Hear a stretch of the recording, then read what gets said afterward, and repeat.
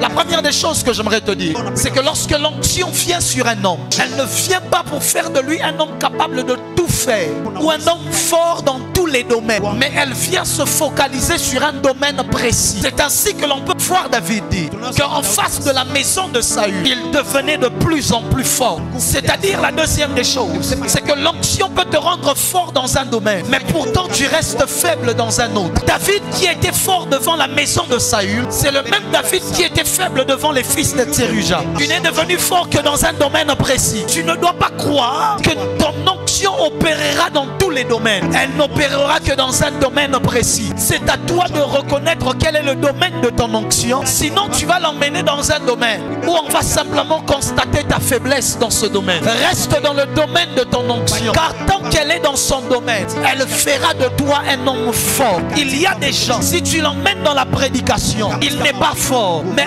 prends-le, emmène-le dans les affaires, il sera le plus fort de tous. Le problème de plusieurs, c'est qu'ils veulent imiter l'onction d'autres personnes. Ils veulent faire comme telle autre personne. Ils veulent aussi que Dieu l'utilise de telle autre manière. Je peux être un fils de Zacharie, mais mon onction ne travaillera pas dans la sacrificature. Elle travaillera dans le prophétique. Je parle de Jean-Baptiste. Son père avait l'onction de sacrificateur. Et l'onction de sacrificateur se transmet de père en fils, génération en génération. Depuis Aaron, il en est ainsi. Mais bizarrement, lorsque Jean-Baptiste naît, au lieu que l'onction le conduise sur le chemin de la sacrificature, l'onction le conduit sur le chemin du prophétique. Écoute-moi, la même onction de ton père peut venir sur ta vie avec une autre mission. La même onction qui est dans la vie de ton père, qui lui donne de faire ce que lui il fait. Mais lorsqu'elle vient chez toi, elle vient avec une autre mission. N'imite pas mon onction, mais reconnais quelle est ton onction à toi. Parce que là où moi je suis fort, toi tu peux être faible. Mais là où moi je suis faible, toi tu peux être fort.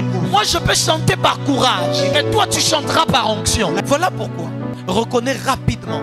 Plus vite tu reconnais quel est le domaine de ton onction, plus vite tu apprendras à grandir dans cette onction. Mais le problème, c'est que l'on est dans une génération où les gens veulent faire comme. On est dans une génération où tout le monde veut faire comme telle autre personne, comme telle autre personne.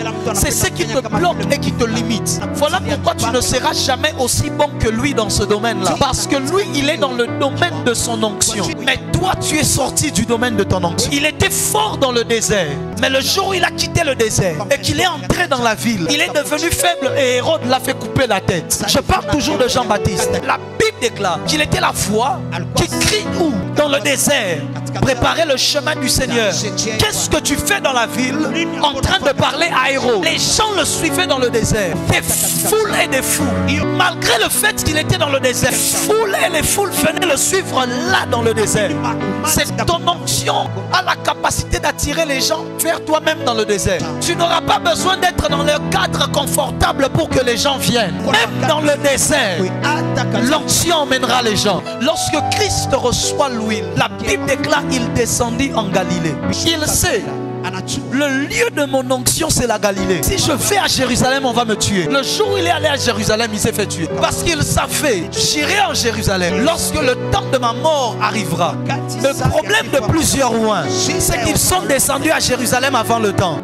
Il est arrivé un temps, il fallait que David accepte que même si l'onction lui a donné des victoires devant Goliath, mais il devait comprendre que l'onction qu'il avait reçue n'était pas l'onction de la bataille, c'était l'onction royale. Les rois allaient en guerre, mais lorsqu'il arrive sur le champ de bataille, il est faible sur le champ de bataille, au point où il y a quelqu'un qui essaye de le tuer. Et c'est Abishai, un fils de Tséruja, qui vient et qui sauve David et qui tue celui qui voulait le tuer. Ensuite, tous les gens de David se réunissent. Ils disent à David, tu ne sors plus avec nous.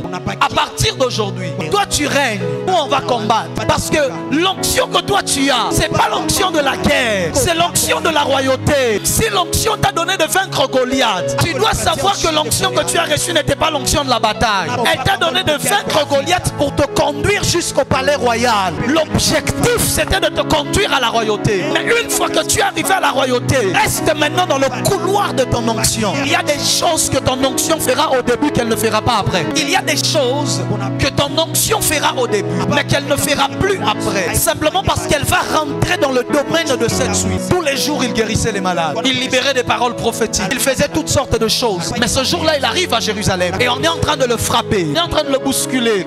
On lui dit prophétise, mais il ne parle pas. On lui dit mais prophétise, il ne parle pas. Je parle de Jésus au cas où tu n'as pas compris. Il ne parle plus. Il ne dit rien. Répond, il ne répond pas. Le problème, c'est qu'au début, il a fait des choses qu'il devait faire. Mais en réalité, là maintenant, il devait se concentrer sur sa première mission. La mission n'était pas de vaincre les hommes, mais de mourir pour les hommes. Il devait devenir cette brebis muette que l'on mène à l'abattoir pour qu'il arrive à la croix. S'il commençait à répondre, à donner des révélations, il n'allait plus arriver à la croix. Parce qu'on allait dire quelqu'un de pareil, est-ce qu'on va le tuer? On allait le laisser. Et il fallait qu'il ne parle plus. Que le prophète disparaisse. Que le roi disparaisse. Afin de laisser place à la brebis.